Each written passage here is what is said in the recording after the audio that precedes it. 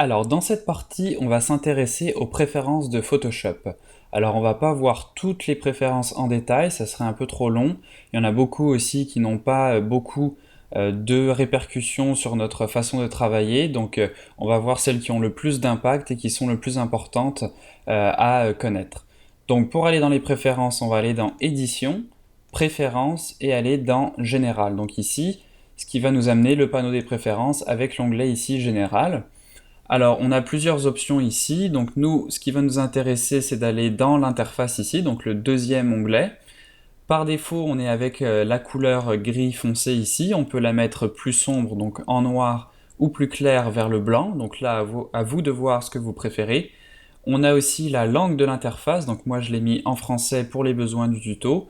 Mais quand je l'ai installé, c'était en anglais. Donc là aussi, à vous de voir ce que vous préférez. Ça peut être pratique de pouvoir la mettre en anglais, des fois quand on a des tutoriels anglophones, pour pouvoir retrouver les options qui sont dans ces tutoriels. Donc c'est pratique d'avoir les deux options ici. Ensuite, on va aller voir dans les performances. Alors ici, on a l'utilisation de la mémoire. Donc là, on voit le nombre de mégaoctets de RAM de disponible. Donc moi, j'ai 14 gigaoctets de disponible. Et on voit que je laisse Photoshop en utiliser presque 10, donc environ 70% de ma RAM. Ici, on a le processeur graphique. Donc là, on voit que j'ai ma carte GTX 560 Ti. Par défaut, cette case-là est cochée. Donc si elle ne l'est pas, je vous conseille de la cocher. Si vous avez une carte graphique suffisamment puissante, ça va permettre d'avoir un maniement plus rapide et plus interactif sur certains outils. Ici, on a l'état d'historique. Alors l'état d'historique, c'est le nombre de retours en arrière que l'on peut effectuer. Donc là, 350, c'est déjà pas mal. On peut monter cette valeur jusqu'à 1000. Alors attention, quand vous augmentez cette valeur, plus vous allez avoir de retours en arrière du disponible, plus l'application peut devenir lente à rouler. Donc faites attention avec ce nombre de retours en arrière.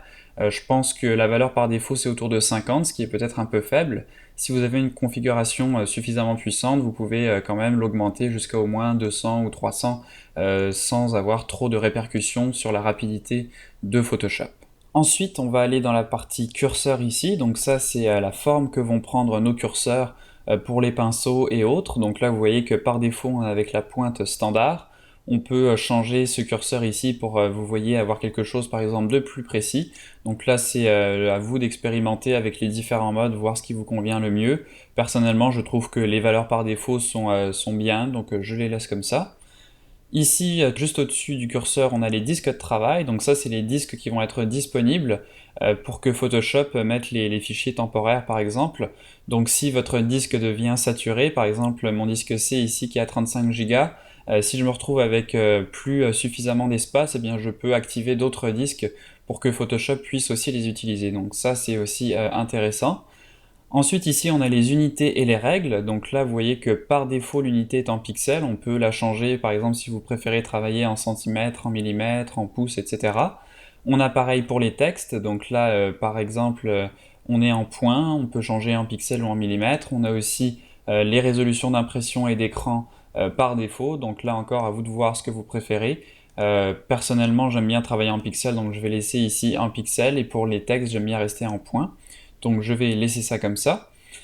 Et donc voilà pour les principales options des préférences de Photoshop. Alors comme je vous disais, il y en a plein d'autres qui ont des répercussions très spécifiques. Donc la connaissance qu'on a de Photoshop n'est pas forcément encore suffisamment grande pour pouvoir toutes les comprendre et les maîtriser. Donc je vais m'arrêter là pour cette partie sur les préférences. On a vu celles qui avaient le plus d'impact et qui vont donc vous permettre de customiser Photoshop selon votre façon de travailler. Donc voilà pour cette partie sur les préférences de Photoshop.